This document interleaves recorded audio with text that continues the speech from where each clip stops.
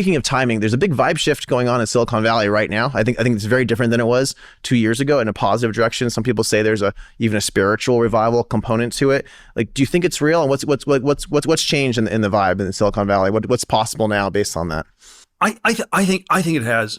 I think it's shifted a lot. You have to sort of think about, why was it so monolithically center left before? And you can analyze it on the level, I was on the Meta board for 17 years, from 2005 to 2022. And there's sort of one version where it was people like Zuckerberg or Sheryl Sandberg were just these sort of communist billionaires. And then there was sort of a bottom-up theory where it was kind of this woke millennial workforce that it was sort of this mob that was ruling the company or something like this. But then there's also sort of a top-down theory that it was basically incredible pressure from this left-wing regulatory state that pushed these companies. And I think that was a big dimension of it. There was sort of a lot of surface area where these things could be regulated, and as long as you sort of tilted them to the left, you thought you were appeasing the beast. You protected yourself. There's some way in which the founders, again, cite someone like Zuckerberg, I don't think were deeply political. He didn't want to, he wanted to spend his time building products, thinking about that. He didn't want to spend his time, at congressional hearings in DC. So it was just easiest to do something. It was easiest to do something. And it often seemed like it was sort of a moderate amount you had to do. We had to do, okay, we do some DEI. It's, we'll get credit for this, and then it won't hurt us that much. And then basically at some point, and then, if you do something and it doesn't work. So let's say we're doing DEI, but our workforce is not getting better. It's always ambiguous, and you can say that you haven't done enough of the thing, or you can say we have to stop it altogether. And so the way I would tell the arc was, for many years the answer was just, we'll have to do more, and we have to do more. And then at some point it completely collapsed. And that collapse happened in some way over the last 4 or 5 years.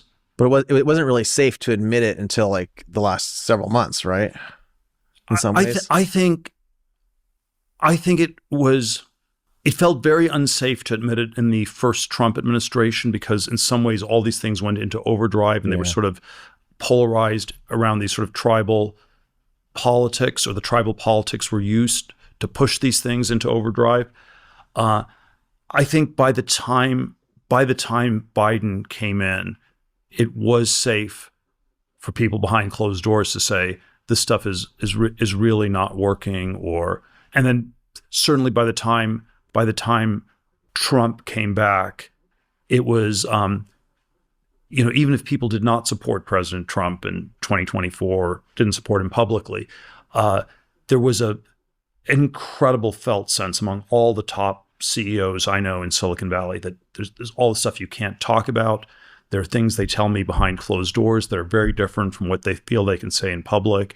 And the gap felt really, really big for a number of years. I know there was one of the bigger tech companies. Again, it's overdetermined. There's a bottom up, top down, mid-level management layer. There were all sorts of layers of the stuff that got messed up.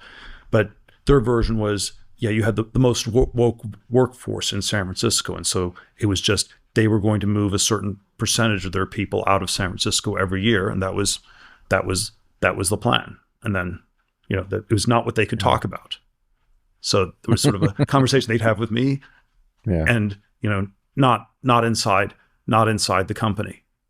And so I think the delta between what people said behind closed doors and what they thought they could say in public was extremely big. I guess this is always a problem with these, speech codes, these restrictions on free speech, is that they eventually backfire very badly on the left, which is pushing them, because at some point it sets up this thing where people don't flip at the margins. Yeah. At some point it sets up this thing where they flip radically. At some point, it only takes, one little child to say the emperor has no clothes, and you get a cascade. That's right. So it's scary about woke AI as well, I guess, the same way. You don't want to make too many rules to try to protect it from saying things, because all of a sudden it could go the other way.